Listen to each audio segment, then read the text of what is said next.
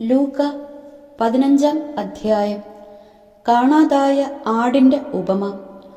ചുങ്കക്കാരും പാപികളുമെല്ലാം അവന്റെ വാക്കുകൾ കേൾക്കാൻ അടുത്തു വന്നുകൊണ്ടിരുന്നു. ഫരിസേയരും നിയമജ്ഞരും പിറുപിറുത്തു, ഇവൻ പാപികളെ സ്വീകരിക്കുകയും അവരോടുകൂടെ ഭക്ഷണം കഴിക്കുകയും ചെയ്യുന്നു.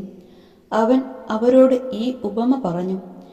നിങ്ങളിലാരാണ് തനിക്ക് 100 ആടുകൾ ഉണ്ടായിരിക്കെ അവയിൽ ഒന്ന് നഷ്ടപ്പെട്ടാൽ 99 മരുഭൂമിയിൽ വിട്ടിട്ട് നഷ്ടപ്പെട്ടതിനെ കണ്ടുകിട്ടുവോളം തേടിപ്പോകാത്തത്?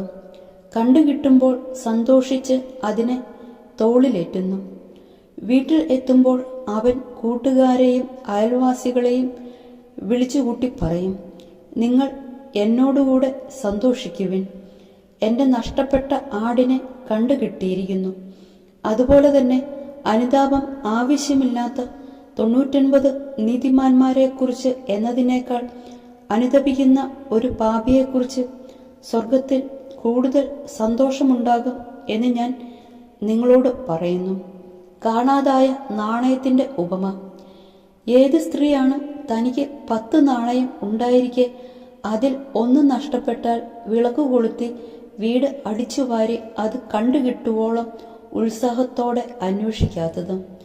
കണ്ടുകിട്ടുമ്പോൾ അവൾ കൂട്ടുകാരെയും അയൽവാസികളെയും വിളിച്ചുകൂട്ടി പറയും, എന്നോടുകൂടെ സന്തോഷിക്കുവിൻ, എൻ്റെ നഷ്ടപ്പെട്ട നാണയം വീണ്ടും കിട്ടിയിരിക്കുന്നു. അതുപോലെ തന്നെ അനുതപിക്കുന്ന ഒരു പാപിയെക്കുറിച്ച് ദൈവത്തിൻ്റെ ദൂതന്മാരുടെ മുമ്പിൽ സന്തോഷമുണ്ടാകും എന്ന് ഞാൻ നിങ്ങളോട് പറയുന്നു. ധൂർത്ത പുത്രന്റെ ഉപമ. അവൻ പറഞ്ഞു, ഒരു മനുഷ്യന് 2 ഇളയവൻ പിതാവിനോട് പറഞ്ഞു, പിതാവേ, സ്വത്തിൽ എൻ്റെ ഓഹരി എനിക്ക് തരിക. അവൻ സ്വത്ത് അവർക്കായി ഭാഗിച്ചു. ഏറെ താമസിയാതെ ഇളയ മകൻ എല്ലാം ശേഖരിച്ചുകൊണ്ട് ദൂരദേശത്തേക്ക് പോയി.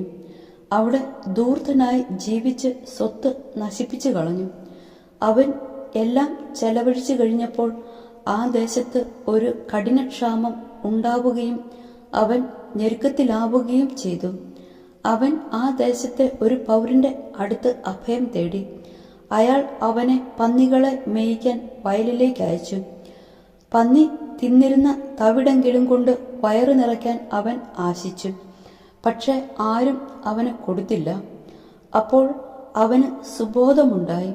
അവൻ പറഞ്ഞു, എൻ്റെ പിതാവിൻ്റെ എത്രയോ ദാസന്മാർ സുഭിക്ഷമായി ഭക്ഷണം കഴിക്കുന്നു, ഞാനോ ഇവിടെ വിശന്നു മരിക്കുന്നു. ഞാൻ എഴുന്നേറ്റ് എൻ്റെ പിതാവിൻ്റെ അടുത്തേക്ക് പോകും. ഞാൻ അവനോട് പറയും, പിതാവേ, സ്വർഗത്തിനെതിരായും നിന്റെ മുമ്പിലും ഞാൻ പാപം ചെയ്തു. നിന്റെ പുത്രൻ എന്ന് വിളിക്കപ്പെടാൻ ഞാൻ യോഗ്യനല്ല. എൻ്റെ ദാസരിൽ ഒരുവനായി എന്നെ സ്വീകരിക്കണമേ. അവൻ എഴുന്നേറ്റ് പിതാവിൻ്റെ അടുത്തേക്ക് ചെന്നു. ദൂരെ വെച്ച് തന്നെ പിതാവ് അവനെ കണ്ടു. അവൻ മനസ്സലിഞ്ഞ് ഓടിച്ചെന്ന് അവനെ കെട്ടിപ്പിടിച്ച് ചുംബിച്ചു. മകൻ പറഞ്ഞു, പിതാവേ, സ്വർഗത്തിനെതിരായും നിന്റെ മുമ്പിലും ഞാൻ പാപം ചെയ്തു. നിന്റെ പുത്രൻ എന്ന് വിളിക്കപ്പെടാൻ ഞാൻ യോഗ്യനല്ല. പിതാവാകട്ടെ തൻ്റെ ദാസരോട് പറഞ്ഞു, ഉടനെ മേൽത്തരം വസ്ത്രം കൊണ്ടുവന്ന് ഇവനെ ധരിപ്പിക്കുവിൻ. ഇവന്റെ കയ്യിൽ മോതിരവും കാലിൽ ചെരുപ്പും അണിയിക്കുവിൻ. കൊഴുത്ത കാളക്കുട്ടിയെ കൊണ്ടുവന്ന് കൊല്ലുവിൻ. നമുക്ക് ഭക്ഷിച്ച് ആഹ്ലാദിക്കാം.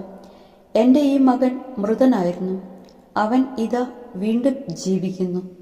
അവൻ നഷ്ടപ്പെട്ടിരുന്നു, ഇപ്പോൾ വീണ്ടും കിട്ടിയിരിക്കുന്നു.